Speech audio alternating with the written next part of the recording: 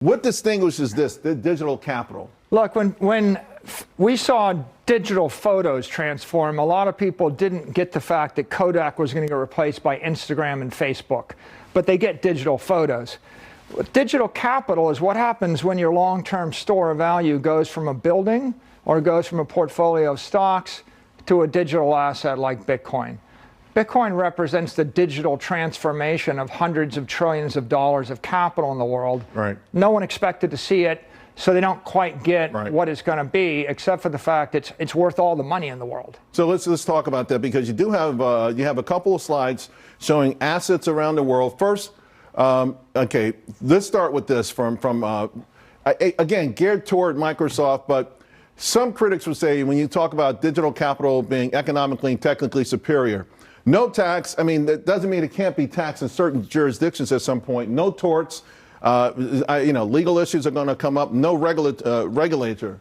I mean, these are great points, but are they forever points? The point is, I got $100 million in New York City and I buy a building. I got to worry about someone slipping and falling on the sidewalk and a property tax.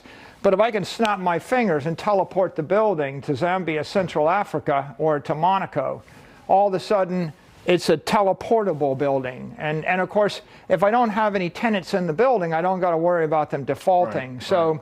Digital capital is the ability to move the money at the speed of light anywhere on Earth and program it on a computer.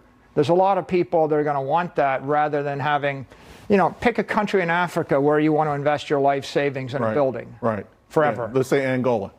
Right, and what happens if the government fails? You lose everything. Exactly. But if you could put the building in your pocket and go to the place where you like the government, maybe you get to keep your money. Great. Let's talk about how it's going to grow. So in your presentation, you have this slide twice. The first one, right now, Bitcoin is $2 trillion. You're saying in 21 years, $280 trillion. How do we get there? What I'm saying is the wealth in the entire world is growing because of innovation, because of technology, but also because of inflation.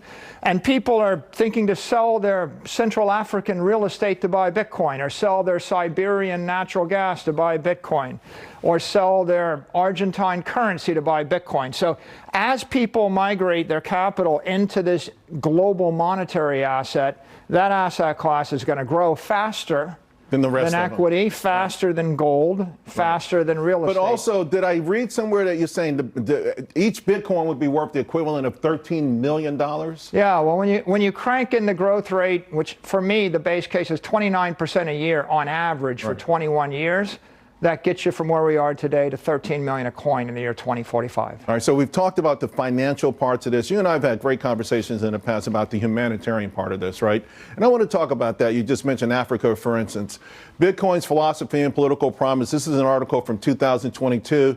It's not just a decentralized peer-to-peer electronic cash system. It's more, right? This is what this article is saying. And it's going to have an impact on economies, philosophy, politics, human rights, and society. That is huge to live up to. Bitcoin is a protocol for prosperity. Fire, electricity, steel, English, mathematics. You would give them to the world. Bitcoin is an economic protocol. Once you master Bitcoin, you can figure out how to save your wealth, how to economically prosper. It works for a country, a company, a family, an individual. Nobody owns it. It's a utilitarian, egalitarian entitlement, just a good for the world. That's why I'm so enthusiastic about it. And particularly underdeveloped nations, right? I mean, this is what we're really talking about, a way for them to catch up. I mean, right now, if you're an underdeveloped nation and you want to try to catch up, you're at the whims or the mercy of the IMF or the World Bank, who, quite frankly, they have rates sometimes that are that makes the mafia blush, right? I mean, to me, you're always going to be an underdeveloped nation if you have to go to the World Bank to borrow money. If you're a type 1 diabetic, you can eat continuously and you'll starve to death because you cannot store organic energy.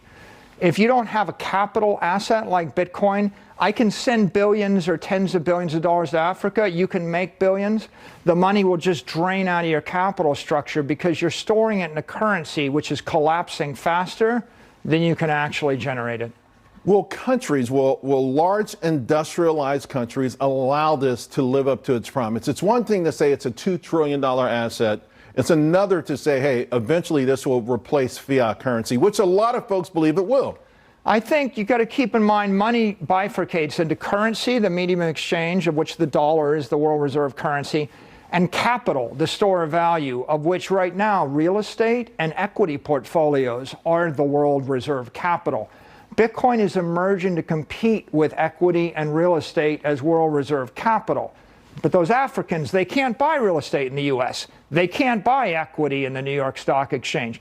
It's global capital. And once you understand that, you realize that every nation that respects property rights is going to support Bitcoin. Yeah. If you go communist, full-on socialist, North Korea, Cuba, they're going to expropriate your property. But any place where people respect property rights and they give you a chance for capitalism and freedom, they're going to allow you to have Bitcoin. And the competitor really is, the Vanguard 500 is going to get demonetized a little bit, and then instead of buying a real estate portfolio and a third apartment, you buy some Bitcoin, and I don't think that's threatening to anybody.